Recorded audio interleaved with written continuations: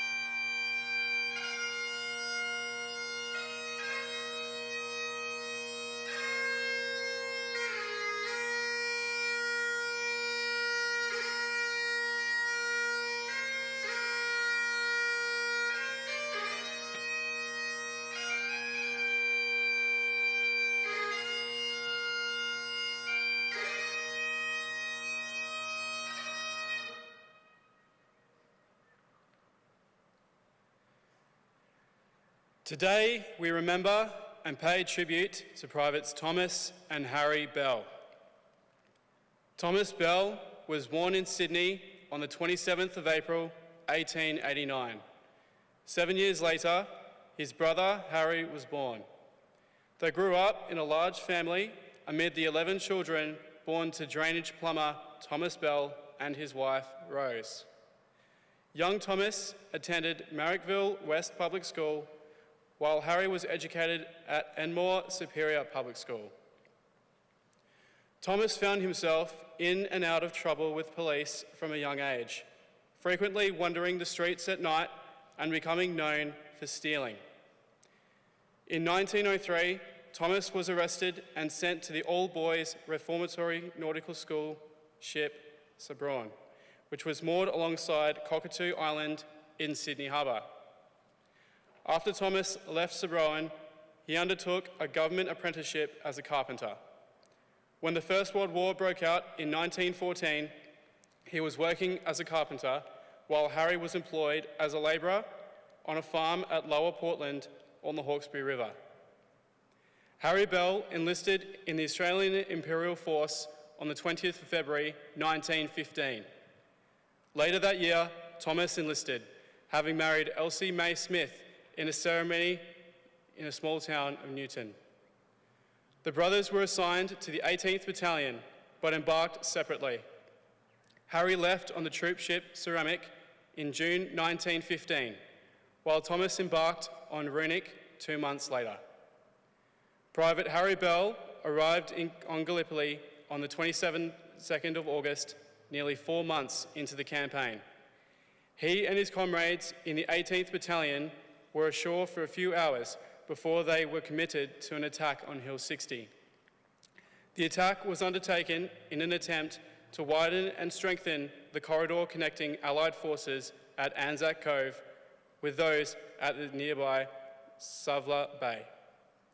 The attack was a disaster for untried troops not yet ready to engage in a hasty and difficult operation. They advanced towards their objective at dawn and immediately came under heavy fire from enemy occupying the high ground. One of Bell's comrades, Private Alain Du, described the attack in a letter home.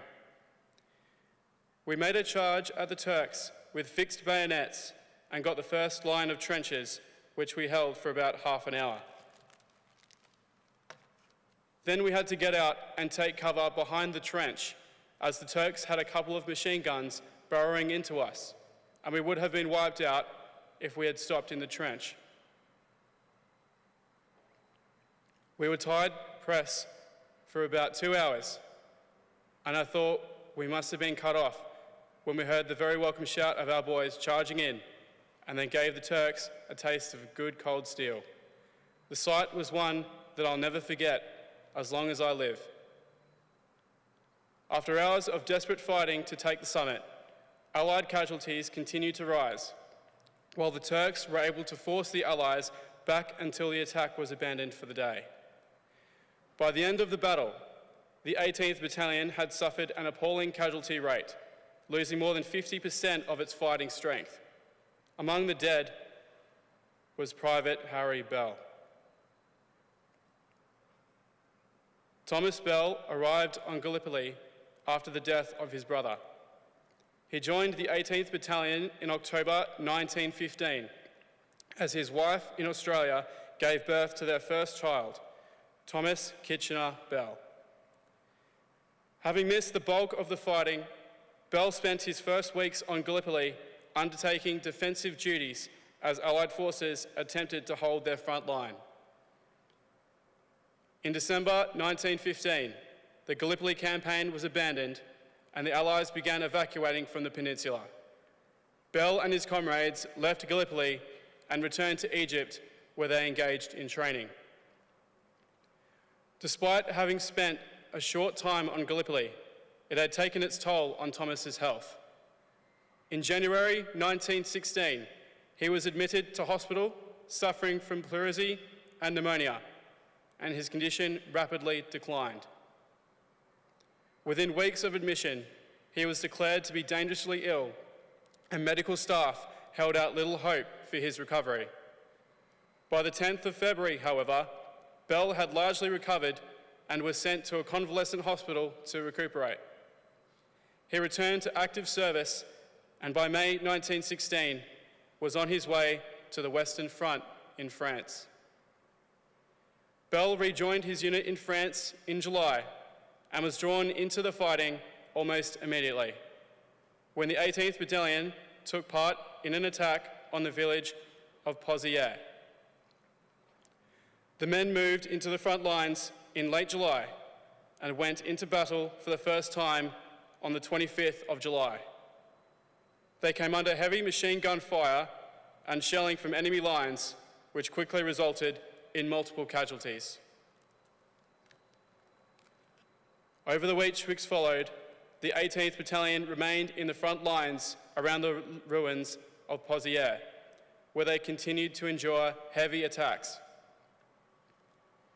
On the 4th of August 1916, Bell's unit mounted an attack on 2 lines of German trenches, sustaining further heavy casualties. The following day, they suffered from additional bombardments before they finally being withdrawn to rear areas to recover. It was at this point that Private Tom Bell was listed as missing in action. His fate remained unknown for several months, much to the growing anxiety of his young wife. It was not until July of 1917 that a court of inquiry was held to determine Bell's fate. In evidence, one of his comrades recalled, "I can't remember the date, but at about 2 p.m. one day at August at Pozières, I saw Tom Bell wounded in the face and arms, running to the dressing station. He must have been wounded whilst holding the trench in the ordinary way, as it was before we made our charge." With no further information, the court ruled that Bell must have been killed in action on the 5th of August 1916. The Bell's brothers' final resting places were never found. Today, 21-year-old Harry Bell is commemorated on the Lone Pine Memorial on Gallipoli, while 28-year-old Thomas Bell is commemorated on the Australian National Memorial at Villers-Bretonneux. Their names are also listed on the Roll of Honour on my right, among almost 62,000 Australians who died while serving in the First World War. Their photographs are displayed today by the Pool of Reflection. These are just 2 of many stories of service and sacrifice told here at the Australian War Memorial.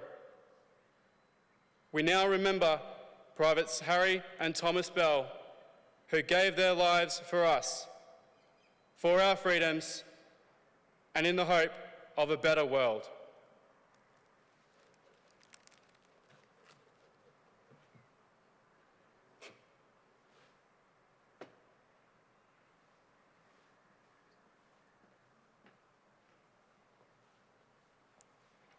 Please stand for the reading of the Ode and the sounding of the last post.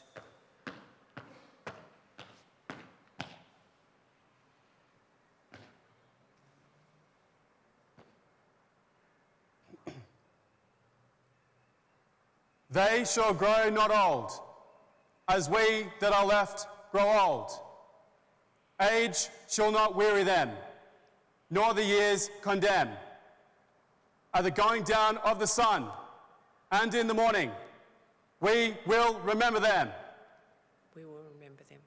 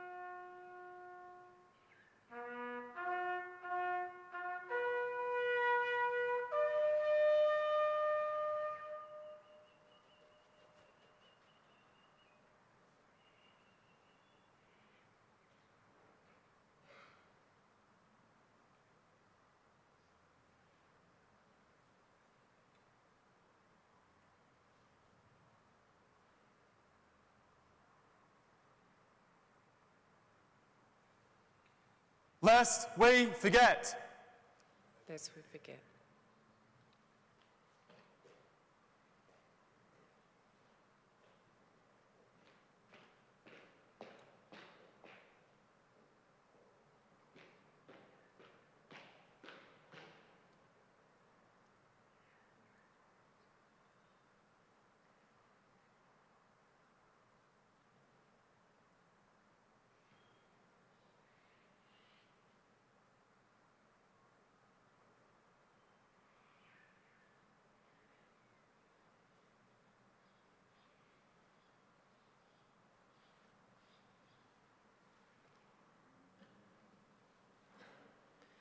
We leave you this evening with the words of the memorial's founder, Charles Bean.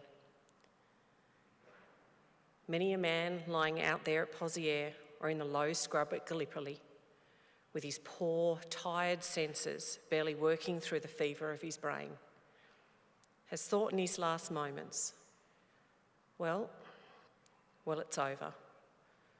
But in Australia, they will be proud of this. Ladies and gentlemen, that concludes the last post ceremony. On behalf of the Director, staff and volunteers, thank you for visiting the Australian War Memorial today and for your continued support during the Memorial's development project. We wish you all a very pleasant evening. Thank you.